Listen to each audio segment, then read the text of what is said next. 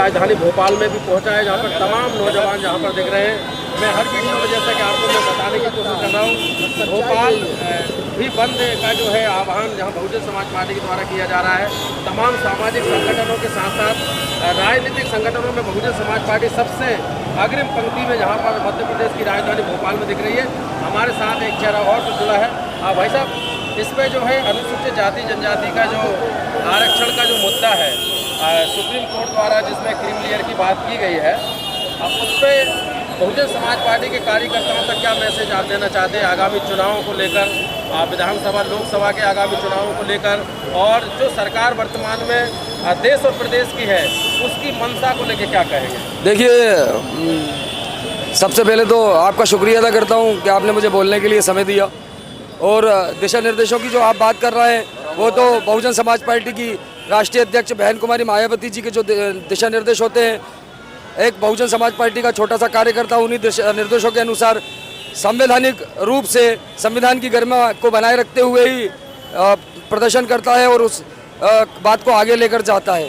मैं आपके चैनल के माध्यम से यही कहना चाहता हूं कि भारत के अंदर जो आरक्षण ख़त्म करने की मुहिम कांग्रेस और भारतीय जनता पार्टी की सरकारों द्वारा बहुत लंबे समय से चलाई जा रही है, ये मैं इसकी सबसे पहले तो घोर निंदा करता हूं। और आप के चैनल के माध्यम से ये बताना चाहता हूं कि भारत का संविधान अभी तक 1952 से आज तक सही तरीके से लागू नहीं किया गया है, चाहे कांग्रेस की सरकारें हों और चाहे वो भारतीय जनता पार्टी की सरकारें हों।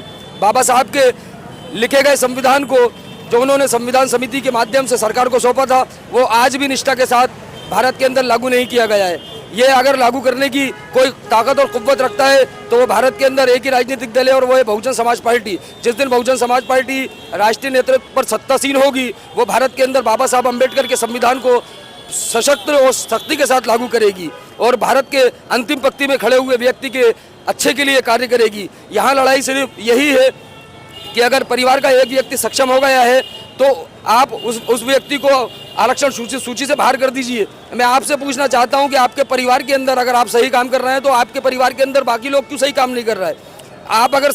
आपको अगर आरक्षण प्राप्त हुआ था तो आप अगर आगे बढ़ गए हैं तो उनका हक क्यों मारा जाए?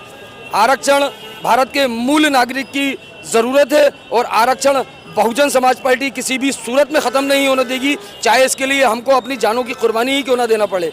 मैं आपके चैनल के माध्यम से ये बताना चाहता हूँ सत्तासीन सरकारों को कि उन्हें भारत के मूल नागरिक के हितों को ध्यान में रखते हुए कार्य करना चाहिए। वो संविधान के अंदर छेड़छाड़ बहुत हो चुकी है और अब संविधान के अंदर छेड़छाड़ बर्दाश्त नहीं की जाएगी। एक बड़े शायर के बेटे हैं आप, भोपाल के जाने माने, कोई ऐसे मौके पे कोई शायरी के माध्यम से सत्ता पक्ष को कुछ कहना चाहते हैं? देखिए, मैं आपसे सिर्फ एक ही बात, मैं हमारे कार्यकर्ताओं से एक बात कहना चाहता हूँ, खामोश मिजाजी तुम्हें जीने नहीं देगी, खामोश मिजाजी तुम्हें जीने नहीं देगी और इस दौर में जीना है तो कोहराम मचा दो। अगर आप दहाड़ेंगे नहीं, चिल्लाएंगे नहीं, इकट्ठा नहीं होंगे, रोड पर नहीं उतरेंगे और आप अपने हक की लड़ाई नहीं लड़ेंगे तो सत्ता में बैठे हुए लोग बहरे और गूंगे हैं, वो आपकी आवाज और आपके हित के लिए काम नहीं करेंगे।